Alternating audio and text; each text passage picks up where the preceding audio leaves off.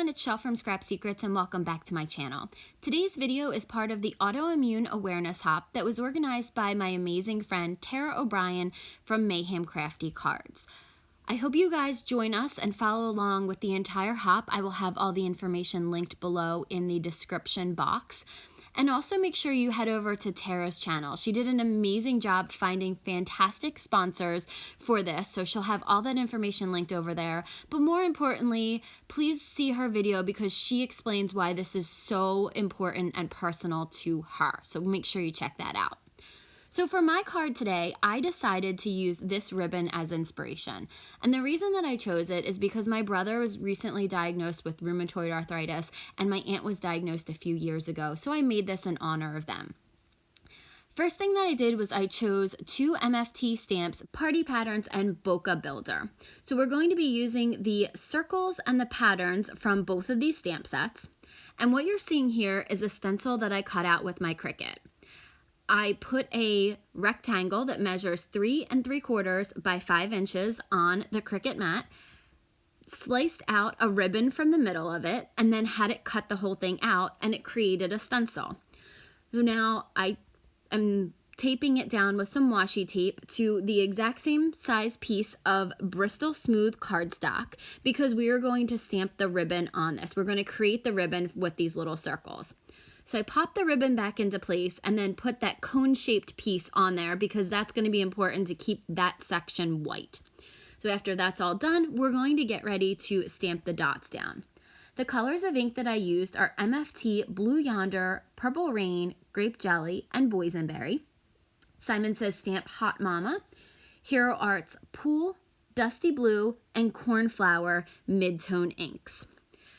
I open up all 4 of the blue inks and then I just randomly pick up the circles, alternating between some of the solid and some of the pattern so that it kind of gets a mix of everything.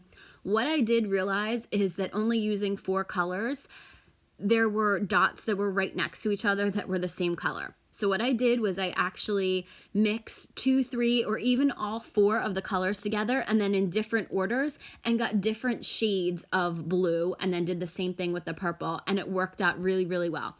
And if I happened to stamp this light blue next to another light blue, all I did was ink it back up with a different blue and stamp right over the top of it. And you can't really tell because the dots are kind of all over each other, but you'll see in the end that it does actually look like that ribbon. While I'm stamping this out, I thought I'd talk to you guys a little bit more about the hop and the prizes. Tara did an amazing job of securing some fantastic sponsors for this hop. They include companies like Fawn, Picket Fence, Gina K Designs, Concord and 9th, Doodles Paper Playground, Kindred Stamps, Catherine Pooler, and many, many more. I'll have them all listed below in the description box along with everybody that's in the hop so you guys have all the information that you need. In addition to all of these amazing companies, I am also offering a prize pack of stamps from some of my favorite companies, and some of them were in the list that I just named. So I will leave more instructions towards the end of the video on what exactly you have to comment in order to be entered to the drawing for my prize pack. With March being Autoimmune Awareness Month, I think it's amazing that Tara decided to put this together so that we could help spread awareness for these diseases. You're going to hear some very personal stories throughout this hop for crafters who have either have an autoimmune disease or family members that have an autoimmune disease. There are so many diseases that are classified as autoimmune. If you look at the thumbnail that everybody has on their videos, you'll see how many ribbons are on there, and that's not even all of the ribbons that support the causes that are considered autoimmune. So I did some research before I started this video, and I was amazed at how many diseases are actually classified as autoimmune. So I hope that you learned something from this hop, not just crafty-wise, but about autoimmune diseases. Over the past couple years, I've learned a lot more about autoimmune diseases, especially with the diagnosis of my brother. And one of the things that struck me the most was the misdiagnosis. I know that in both my aunt and my brother, it took a really long time for them to both be diagnosed with rheumatoid arthritis. especially my brother, because he was so young and so healthy and so active. And then just one day he really struggled to walk. He was in a lot of pain. And it just was so difficult to watch because they had just had a little baby girl, and it was hard for him to be active in his girls' lives. So thankfully, he got a doctor and was diagnosed properly and is on medicine to start to go back to where he was. He's not there yet, but he's a million times better than he was a year ago. So I'm very thankful for that. My hope is that this hop helps somebody who may be struggling out there and is in pain and can't figure out why. Maybe it is an autoimmune disease, and this will help with the diagnosis of it. Okay, so let's switch gears and get back to the card. I'm almost finished the stamping.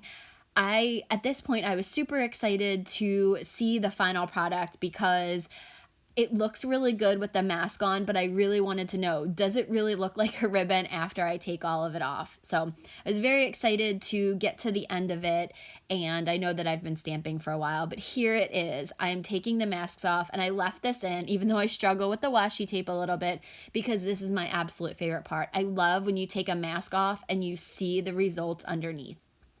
I think that it came out really, really well. It does look like a ribbon. I was afraid because I didn't tape it down or didn't use pixie spray that the stencil was going to move and it didn't look like a ribbon, but I am absolutely thrilled with the way that it came out. So there's the ribbon, and I'm going to show you an up-close picture of it, a still picture. Here's the entire thing. Look, I think it came out so good. I was so, so proud of myself. I was so happy that I came up with this idea. Oh, I am now going to be using the Concord & Ninth Tall Type Alpha dies to cut out the word hope. I cut each letter out 3 times from black cardstock. And the reason that I chose the word hope is because I feel like hope is something that everybody who has an autoimmune disease or really has any type of disease hangs on to. That's probably one of the most important words in their vocabulary. I also think that in 2020 and 2021, hope was an extremely important word to us because so many bad things happened, but yet there was so much hope at the end of the tunnel, the light at the end of the tunnel. You got to spend so much time with some of your family members. There was just so many good things. So what I want to know down in the comments to be entered for a chance to win the prize pack is, what is your word in the last year? What's a word that would define your last year?